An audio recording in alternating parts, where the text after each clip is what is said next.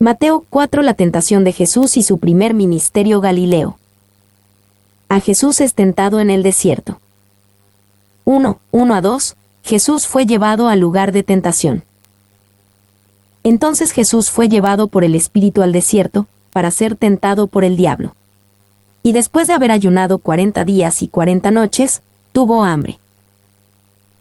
Entonces Jesús fue llevado por el Espíritu al desierto, para ser tentado. Después de haberse identificado con los pecadores en su bautismo, Jesús se identificó con ellos nuevamente al ser severamente tentado. Esto fue una parte necesaria de su ministerio, así que realmente fue llevado por el Espíritu al desierto. Y fue un contraste notable con la gloria del bautismo de Jesús y el desafío de ser tentado por el diablo. Entonces las aguas frías del Jordán, ahora el desierto árido. Entonces las grandes multitudes, ahora soledad y silencio. Entonces el Espíritu reposaba como una paloma, ahora el Espíritu lo lleva al desierto. Entonces el Padre llamándole Hijo amado, ahora el silbido de Satanás el tentador. Entonces ungido, ahora atacado. Entonces el agua del bautizo, ahora el fuego de la tentación. Primero se abrieron los cielos, ahora el infierno. 2. Jesús no necesitaba ser tentado para ayudarlo a crecer, sino que soportó la tentación para poderse identificar con nosotros, Hebreos 2:18 y 4:15, y para demostrar su carácter santo y sin pecado. 3. El Espíritu Santo no puede tentarnos, Santiago 1:13, pero el Espíritu Santo puede llevarnos a un lugar donde seremos tentados. Esto no es para probarle algo a Dios, quien sabe todas las cosas, sino para probarnos algo a nosotros y a los seres espirituales que nos observan. D. Tentado por el diablo. La tentación es algo certero para todos. Sin embargo, la tentación de Jesús fue más severa. Fue más severa porque fue tentado directamente por el diablo, cuando por lo regular nosotros lidiamos con demonios menores. También fue más severo porque hay un sentido en el que la tentación es aliviada al ceder, y Jesús nunca cedió. Por lo tanto, soportó niveles de tentación que nosotros nunca sabremos por experiencia. Y muchos comentaristas creen que es inapropiado referirse a esta sección como la tentación de Jesús, porque la palabra peirazo es traducida más seguido y más exacta como prueba en vez de tentación. Peirasein tiene un elemento bastante diferente en su significado. Significa probar mucho más que tentar en nuestro sentido de la palabra. Barclay. 2. El comentario de Lutero sigue siendo cierto. La oración, la meditación y la tentación son los 3 mejores instructores del ministro del Evangelio. Spurgeon. C. Después de haber ayunado 40 días y 40 noches, tuvo hambre. Mateo menciona al desierto árido. El desierto de Judea era y sigue siendo exactamente eso, y la condición física severa de Jesús después de un ayuno tan largo. Se dice que después de que los dolores de hambre regresan después de un ayuno así, tuvo hambre, indica que el sujeto está comenzando a morir de hambre. Y aquí se vio milagrosamente el poder divino, al sostener la naturaleza humana de Cristo sin nada que comer. Esto fue un milagro. Paul, sin embargo, también fue un milagro evidente en la vida de Moisés. Éxodo 34 horas y 28 minutos, y Elías, 1 Reyes 19:8. Fue sobrenatural, pero no más allá de la capacidad humana cuando es habilitado por el Espíritu de Dios. D. 40 días y 40 noches. Este es un periodo familiar de pruebas en la Biblia, tanto en los días de Noé como para Israel en el desierto. Jesús tendrá éxito donde Israel como nación fracasó. Y nuestro Salvador fue tentado todo ese tiempo de los 40 días, dice San Lucas. Pero estos 3 peores asaltos fueron reservados para último. John Trapp. 2. Esto no fue abnegación solo por el bien de la abnegación, o peor aún, por el orgullo espiritual. Este fue un periodo de dependencia forzada en Dios el Padre. Recordamos, y aunque era hijo, por lo que padeció aprendió la obediencia. Hebreos 5:8. 2, 3-4. La primera tentación, una apelación a la lujuria de la carne.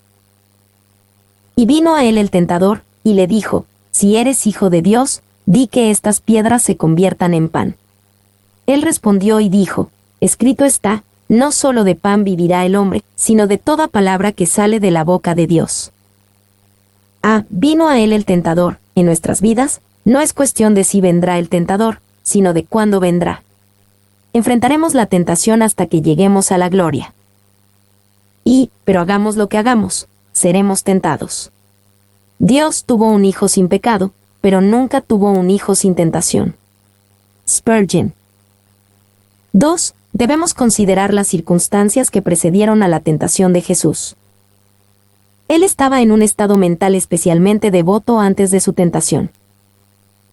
Estaba involucrado en un acto de obediencia pública a la voluntad de su Padre antes de su tentación. Estaba en un estado mental muy humilde antes de su tentación. Fue bendecido por una certeza celestial de su filiación antes de su tentación. Fue el lleno del Espíritu Santo antes de su tentación. Estaba completamente separado del mundo antes de su tentación.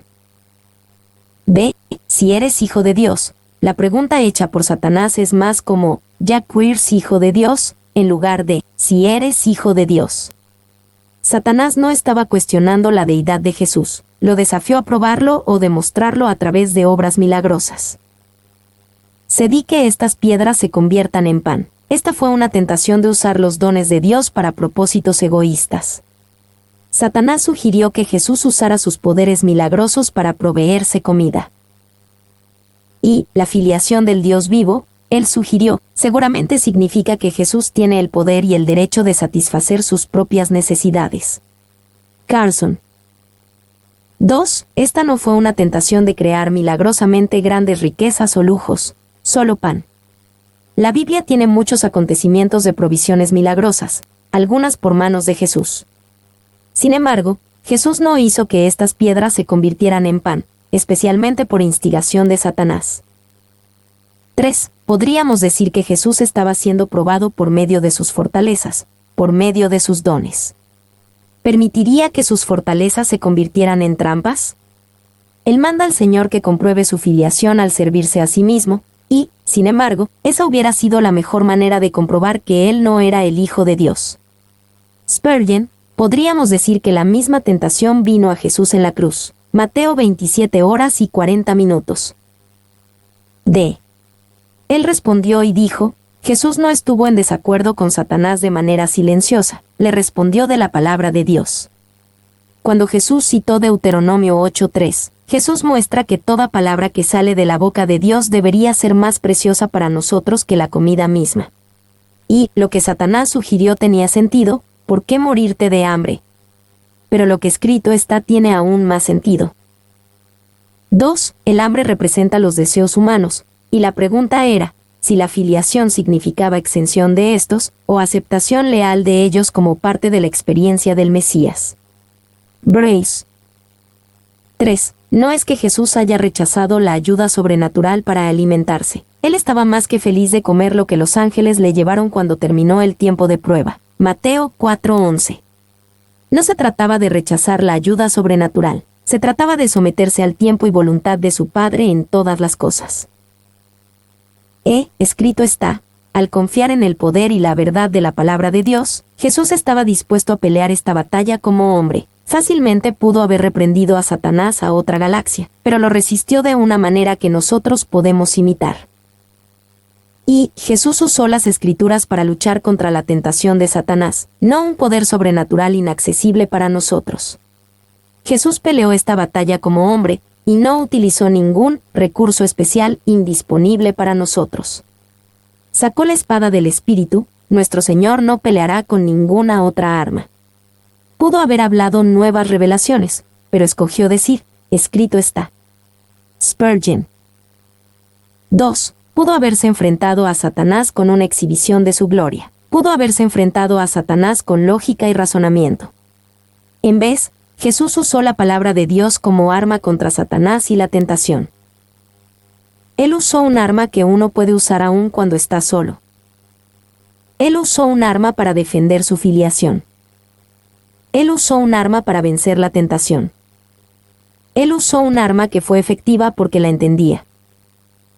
2. Nosotros resistimos efectivamente la tentación de la misma manera que lo hizo Jesús. contrarrestando las mentiras seductoras de Satanás y alusándolas con la verdad de Dios.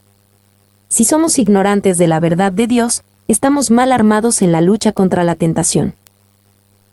3. 5-7. La segunda tentación, apelación al orgullo de la vida. Entonces el diablo le llevó a la santa ciudad, y le puso sobre el pináculo del templo, y le dijo: si eres hijo de Dios, échate abajo, porque escrito está: a sus ángeles mandará acerca de ti, y en sus manos te sostendrán, para que no tropieces con tu pie en piedra. Jesús le dijo: escrito está también, no tentarás al Señor tu Dios.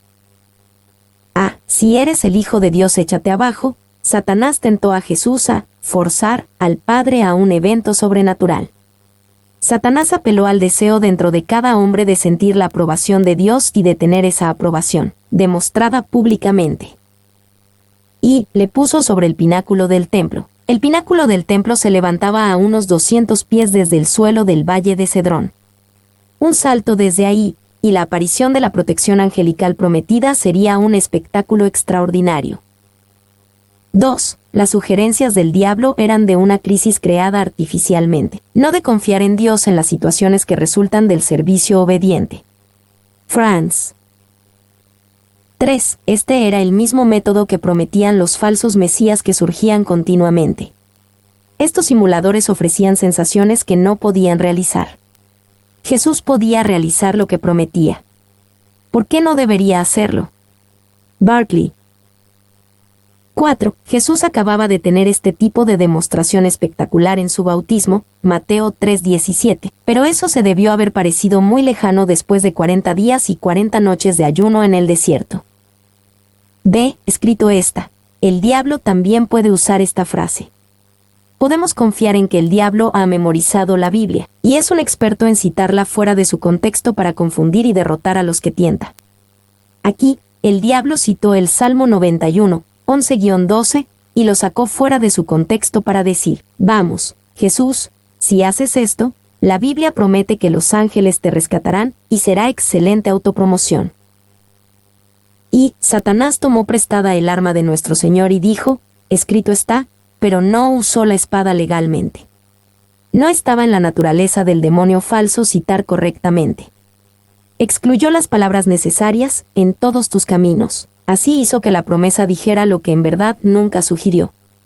Spurgeon. Este texto está falsamente citado, porque el diablo omitió las palabras, que te guarden en todos tus caminos. Probar a Dios de esta manera no era la manera de Jesús, no era la manera del Salvador o del Mesías. Dios nunca había prometido, ni jamás dado, alguna protección de ángeles en formas pecaminosas o prohibidas. Paul. Este texto está aplicado incorrectamente, porque no se usó para enseñar o animar, sino para engañar, haciendo de estas palabras una promesa para ser cumplida con la negligencia de Cristo de su deber, extendiendo la promesa de providencia especial a peligros en los cuales los hombres se meten voluntariamente. Paul. 2. Jesús entendió por su conocimiento de todo el consejo de Dios, Hechos 20:27, que Satanás estaba torciendo este pasaje del Salmo 91. Jesús sabía cómo usar bien la palabra de verdad, 2 Timoteo 2:15. Lamentablemente, muchos hoy en día están dispuestos a creerle a cualquiera que cite la Biblia. Un predicador puede decir prácticamente lo que quiera si cita algunos textos para comprobar, y la gente asumirá que en realidad está hablando de la Biblia. Es importante que cada cristiano conozca la Biblia por sí mismo y no se deje engañar por alguien que cita la Biblia, sin exactitud o aplicación correcta. Se escrito está también: no tentarás al Señor tu Dios. Jesús contestó con escritura, pero la aplicó correctamente. Sabía que intentar forzar o manipular a Dios el Padre hacia tal demostración tentaría a Dios, lo cual las Escrituras prohíben completamente. Y esto nos advierte en contra de demandar algo espectacular de Dios para comprobar su amor o cuidado por nosotros. Él ya ha dado la última demostración de su amor por nosotros en la cruz, Romanos 5:8, y no puede hacer nada más espectacular que eso. 2. El enfoque está de nuevo en su relación con Dios. Como hijo de Dios, él podía reclamar con confianza absoluta la protección física que Dios promete en el Salmo 91, 11-12. El Hijo de Dios solo puede vivir en una relación de confianza que no necesita ser probada. Franz. 4, 8-10. La tercera tentación, una apelación a los deseos de los ojos. Otra vez le llevó el diablo a un monte muy alto, y le mostró todos los reinos del mundo y la gloria de ellos, y le dijo, todo esto te daré, si postrado me adorares. Entonces Jesús le dijo, vete, Satanás, porque escrito está, al Señor tu Dios adorarás, y a Él solo servirás. Todo esto te daré. Esencialmente, esta visión invitaba a Jesús a tomar un atajo alrededor de la cruz. Jesús vino a ganar todos los reinos del mundo y la gloria del dominio de Satanás, y Satanás se los ofrece a Jesús, si solo postrado me adorares. Y, de nuevo puede parecer algo pequeño, Jesús podía poseer todos los reinos del mundo y la gloria, y hacerlo sin soportar la cruz. El peligro es más grande cuando el final es bueno. Brace. 2. Todo lo que tendría que hacer es darle a Satanás lo que él había anhelado desde que cayó de lo glorioso a lo profano, adoración y reconocimiento de Dios mismo. Esta es una revelación del corazón de Satanás. La adoración y el reconocimiento son mucho más preciosos para él que la posesión de los reinos del mundo y la gloria. Sigue siendo el que dijo, subiré al cielo, en lo alto, junto a las estrellas de Dios, levantaré mi trono, y en el monte del testimonio me sentaré, a los lados del norte, sobre las alturas de las nubes subiré, y seré semejante al Altísimo. Isaías 14, 13-14. 3. Si las palabras, todos los reinos del mundo, se tomaran en un sentido literal, entonces esta debe haber sido una representación visionaria, ya que la montaña más alta en la faz de la Tierra no podría ser suficiente para hacer evidente incluso un hemisferio de la Tierra, y el otro necesariamente debe estar en oscuridad. Clarke. 4. Si no podemos decir con exactitud cómo Satanás le mostró esto a Jesús, podemos decir con cierta certeza lo que Satanás no le mostró a Jesús. Satanás ofrece los reinos del mundo y su esplendor, sin mostrar su pecado. Carson. Te daré. Evidentemente, Satanás tiene autoridad sobre este mundo y sus gobiernos. La tentación no podría haber sido real a menos que haya un sentido real de que Satanás posee todos los reinos del mundo y la gloria. Y Adán y sus descendientes le dieron al diablo esta autoridad. Dios le dio a Adán la tierra como mayordomía, Génesis 1, 28-30, y Adán voluntariamente se la entregó a Satanás. Después de eso, todos los descendientes de Adán dieron su voto de aprobación por su pecado personal. 2. Por supuesto, todas las cosas pertenecen a Dios, pero Dios permite que Satanás funcione como el Dios de este siglo, 2 Corintios 4:4, con un propósito. Es por esto que el mundo caído está en el desorden que está ahorita. 3. El tentador no se atreve a mencionar la filiación en este caso, porque eso habría puesto la sugerencia blasfema demasiado obvia.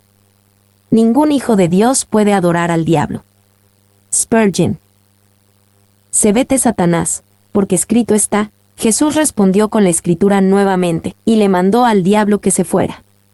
De la misma manera nosotros podemos resistir al diablo, y huirá de vosotros, Santiago 4:7. Funcionó para Jesús, el diablo entonces le dejó, y funcionará para nosotros. Y la palabra de Dios tiene el poder de acobardar y aplastar las tentaciones de Satanás, mucho mejor que una daga de madera, una espada de plomo de los papistas, su agua bendita, cruces, granos, reliquias sucias. No es el símbolo de la cruz, sino la palabra de la cruz, que derrumba a Satanás. 2. Las tentaciones de Jesús también nos recuerdan que no es pecado ser tentado, siempre y cuando la tentación sea resistida. Aún las tentaciones horribles Jesús fue tentado a adorar a Satanás no son en sí mismas pecados si son resistidas. 5. 11. El diablo se va y los ángeles llegan a Jesús.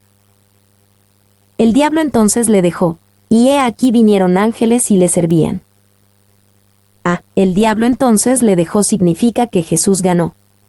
Ganó porque reconoció el modo de ataque de Satanás, mentiras y engaños. Principalmente, Satanás es un engañador, y para aquellos que viven a la luz de la cruz, el engaño es su única herramienta, porque los poderes demoníacos fueron desarmados en la cruz de sus armas y poder reales. Colosenses 2:15.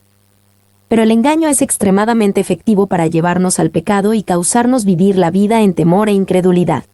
Y Jesús mostró la única respuesta efectiva al engaño, la verdad de Dios, no la sabiduría del hombre.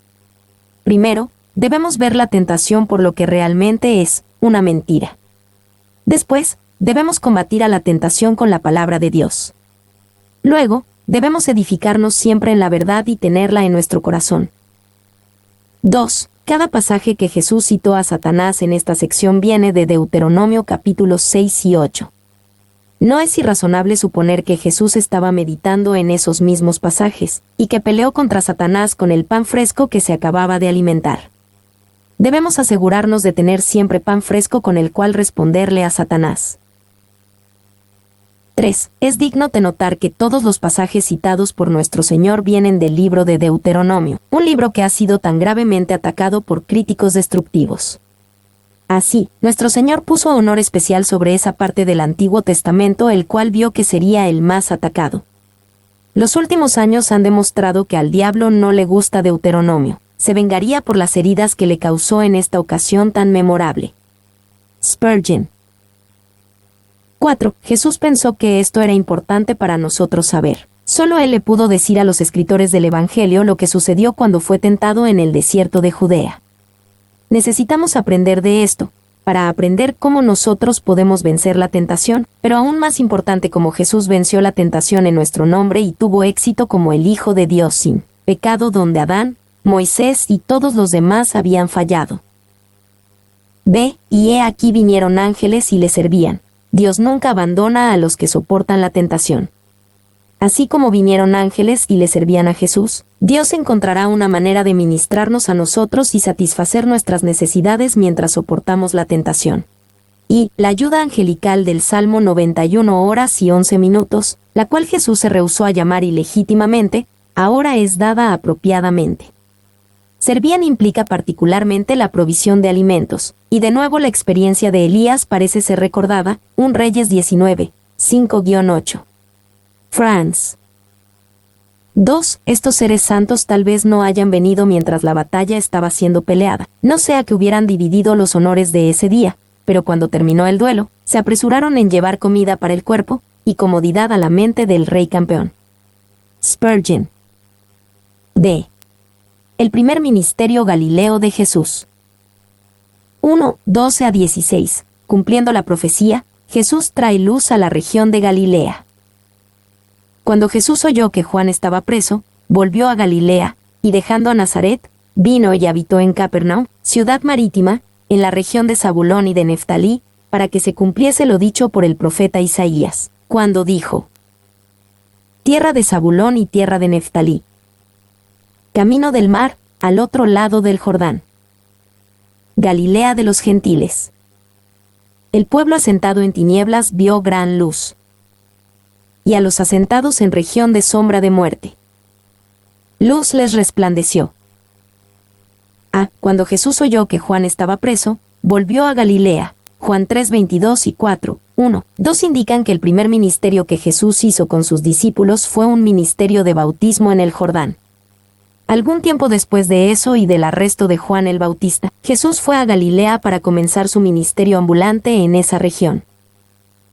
Y el Evangelio de Juan 1:19-2:12, registra un ministerio temprano en Galilea y en Judea antes de que Jesús fuera a Galilea como se menciona aquí. Este ministerio en Judea incluyó el primer llamado de los discípulos y la boda en Caná, en Galilea, y la primera limpieza del templo seguida por su entrevista con Nicodemo, en Judea. Después Juan nos dice lo que pasó cuando Jesús viajó al norte de Galilea pasando por Samaria, y se encontró con una mujer samaritana en un pozo. 2. Fue el encarcelamiento de Juan lo que provocó esto. Galilea era la tetrarquía de Herodes, quien había encarcelado a Juan. Dentro de la región, nuestro Señor fue a continuar el ministerio del hombre así silenciado. Así ha sido y sigue siendo. La maldad puede callar una voz, pero no puede impedir la proclamación de la palabra. Si Juan está encarcelado, entonces Jesús lleva el mensaje.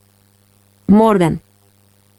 B. Volvió a Galilea. La región de Galilea era una región fértil, progresiva y altamente poblada. De acuerdo con las figuras del historiador judío Josefo, había alrededor de 3 millones de personas poblando Galilea, un área más pequeña que el estado de Connecticut.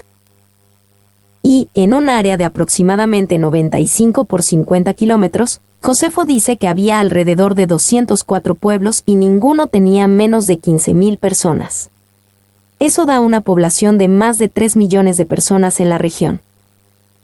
2. Galilea era de población predominantemente gentil, pero con gran cantidad de ciudades y ciudadanos judíos. Además, Galilea era conocida como una región increíblemente fértil. Muchas granjas exitosas aprovecharon la buena tierra. C. Dejando a Nazaret, vino y habitó en Capernaum. Esto fue porque las personas rechazaron a Jesús en su propio pueblo, Lucas 4, 16-30. Fue significativo que Jesús hizo su hogar en Capernaum y no en Nazaret. Y Mateo pudo haber estado particularmente interesado en Capernaum porque era en donde él vivía, Mateo 9, 1, 9. Pedro también tenía una casa en Capernaum, Mateo 8, 14, Marcos 1, 29 y 2, 1. 2. Pero dejando a Nazaret, Jesús no fue a vivir y hacer su casa en Jerusalén o Judea. Ir a Jerusalén parecería ser una mejor planificación de carrera para el Mesías, pero Jesús habitó en Capernaum. Esta migración a Capernaum no está anotada formalmente en los otros evangelios, pero Capernaum aparece en todos los sinópticos como el centro principal del ministerio galileo de Cristo. Brace. 3. Aquí habitó en una casa, que se le fue prestada o alquilada, porque no tenía nada propio en donde recostar su cabeza, Mateo 8:20. Aquí rindió homenaje como habitante, y aquí recurrió y se retiró, cuando estaba cansado. D. Para que se cumpliese lo dicho por el profeta Isaías, como es su costumbre, Mateo ve el ministerio de Jesús en Galilea como el cumplimiento de la profecía. Luz ha llegado a esta región, poblada en gran parte por gentiles, e Isaías 9, 1, 2 predijo esto del ministerio del Mesías. Y que en la despreciada Galilea, el lugar donde la gente vive en oscuridad, es decir, sin las ventajas religiosas y cultuales de Jerusalén y Judea, aquí la luz ha resplandecido. Carson. 2. Galilea de los gentiles era ahora una descripción más apropiada que en los días de Isaías, ya que los movimientos sucesivos de población le habían dado una población predominantemente gentil hasta que los gobernantes asmoneos adoptaron una política de judaización deliberada, lo que resultó en una población grandemente mixta. France. 2. 17. Una descripción general del mensaje de Jesús. Desde entonces comenzó Jesús a predicar, y a decir, arrepentíos, porque el reino de los cielos se ha acercado. Comenzó Jesús a predicar. Se podría decir que esta fue la ocupación principal de Jesús. Él sanó y ministró milagrosamente a muchos, pero en general, parece justo decir que Jesús fue un predicador y un maestro que sanaba, más que un sanador que también predicaba y enseñaba. Esta es la prioridad del ministerio de Jesús como está escrito en Mateo 4:23. Y predicar. La palabra en griego es kerusein, la cual es la palabra para la proclamación de un heraldo de un rey. Kerux es la palabra griega para heraldo, y el heraldo era el que traía un mensaje directo del rey. Barclay. B. Arrepentíos. El evangelio que Jesús predicó comenzó en el mismo lugar que comenzó el evangelio que Juan predicó, con un llamado al arrepentimiento, Mateo 3:2. De hecho, como Jesús esperó hasta que Juan estaba preso, Mateo 4:12, probablemente se vio a sí mismo retomando donde Juan se quedó. Pero Jesús iría más lejos que Juan, porque Juan anunció la venida del Mesías, y Jesús es el Mesías. C. Porque el reino de los cielos se ha acercado. Algunas personas hacen distinciones elaboradas entre el reino de los cielos y el reino de Dios. En realidad, parece que no hay ninguna diferencia, especialmente teniendo en cuenta la costumbre judía de no mencionar a Dios directamente, sino referirse a Él por el lugar donde vive, los cielos, una costumbre que Mateo, un judío escribiendo a los judíos, a menudo emplea. 3, 18-22, 4 hombres son llamados como discípulos. Andando Jesús junto al mar de Galilea, vio a dos hermanos, Simón, llamado Pedro, y Andrés su hermano, que echaban la red en el mar, porque eran pescadores, y les dijo: venid en pos de mí, y os haré pescadores de hombres. Ellos entonces, dejando al instante las redes, le siguieron. Pasando de allí, vio a otros dos hermanos, Jacobo hijo de Zebedeo, y Juan su hermano, en la barca con Zebedeo su padre, que remendaban sus redes, y los llamó. Y ellos, dejando al instante la barca y a su padre, le siguieron. Vio a dos hermanos, que echaban la red en el mar. Esta no fue la primera vez que Jesús se encontró con estos hombres, y otros evangelios describen encuentros anteriores. Juan 1, 35-42 y Lucas 5:3. Pero este es cuando Jesús los llamó a dejar sus profesiones y seguirlo con un compromiso de tiempo completo. Y su industria de pesca era próspera y sus pescadores no necesariamente pobres. La familia de Zebedeo empleaba trabajadores. Marcos 1:20. Franz. 2. Dios generalmente llama a las personas cuando están ocupadas haciendo algo. Jesús llamó a los apóstoles mientras echaban la red en el mar o remendaban sus redes. Estaban ocupados en ocupaciones legales cuando los llamó a ser ministros. Nuestro Señor no llama a los ociosos sino a los pescadores. Spurgeon. Saúl estaba buscando a los asnos de su padre. David estaba cuidando las ovejas de su padre. Los pastores estaban vigilando a sus rebaños. Amos estaba labrando en Tecoa. Mateo estaba trabajando en la mesa del recaudador de impuestos.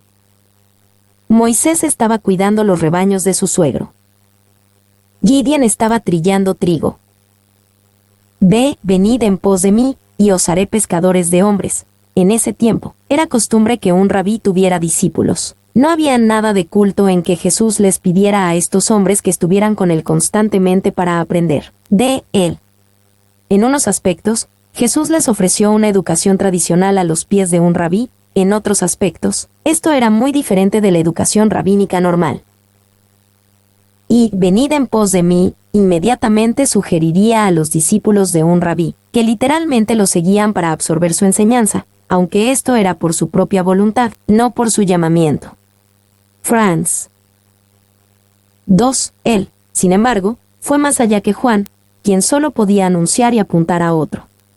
Jesús inmediatamente siguió el anuncio con la palabra hablada a individuos: venid en pos de mí, así reclamando su posición como rey. Morgan. C. Ellos entonces, dejando al instante las redes.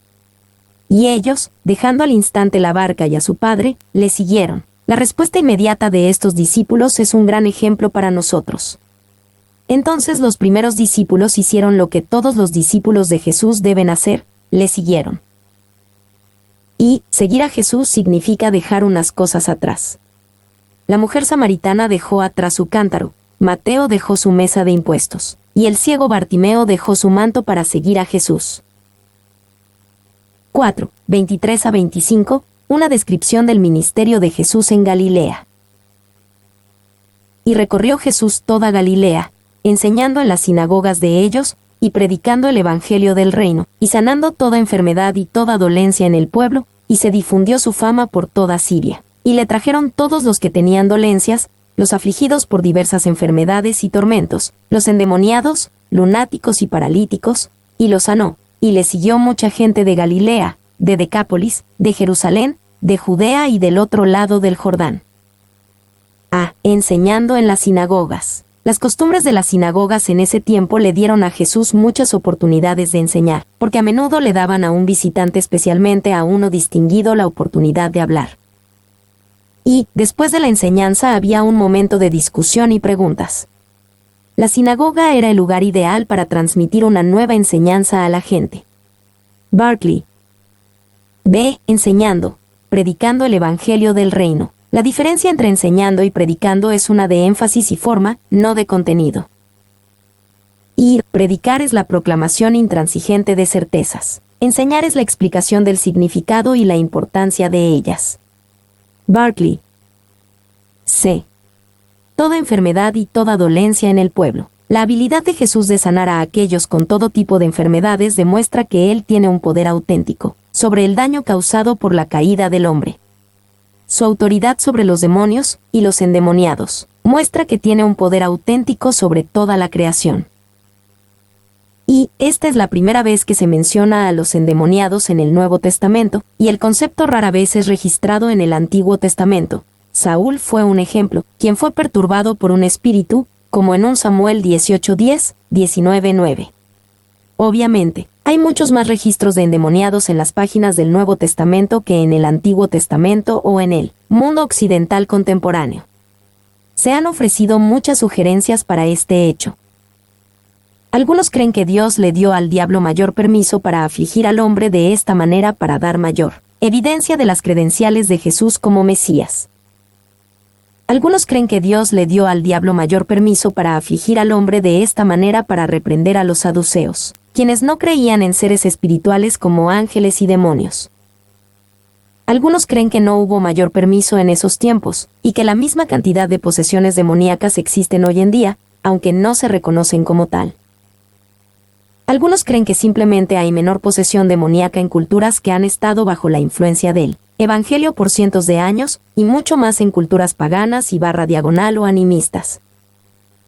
Algunos creen que el mismo Satanás no está interesado en una estrategia de posesión demoníaca de humanos en el mundo occidental contemporáneo, porque considera que el anonimato y escepticismo espiritual son herramientas más efectivas.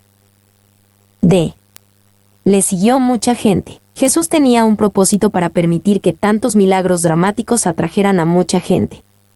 Él quería enseñar a las multitudes, no simplemente impresionarlas con milagros. Y, con cada concesión para la exageración de una cuenta popular, esto habla de una impresión extraordinaria. Brace. 2. La fama de Cristo se expandió muy lejos, sin duda, por el bien que hacía y los milagros que obraba. Todo aquí de nuevo puede significar no más que muchos que estaban indispuestos y enfermos en cuanto a su salud corporal. Clarke. 3. La gente de todas estas áreas seguían a Jesús. A pesar de los argumentos contrarios, seguir no necesariamente significa un discipulado sólido.